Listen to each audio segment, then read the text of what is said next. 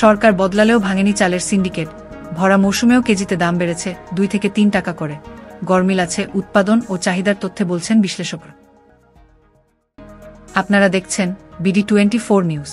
সঙ্গে আছি আমি ফারিয়া নাজনীন। অর্থনৈতিক সব তথ্য ভুল প্রমাণ হচ্ছে চালের বাজারে।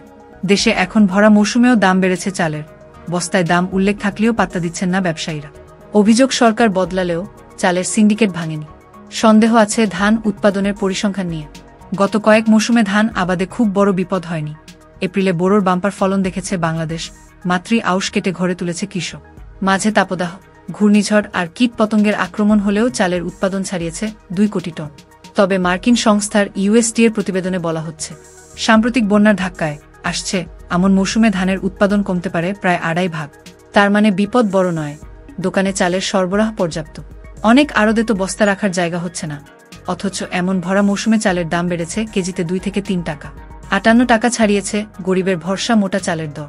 মিনিকেট চালেরও একই দশা। নাজিরশাইল চাল কিনতে পারছেন অল্প কিছু মানুষ। কাস্টমার আমাকে এসে বলবে আপনার বস্তার গায়ের মধ্যে 2500 টাকা লেখা, আর আমি কিনছি 2750 টাকা দিয়া।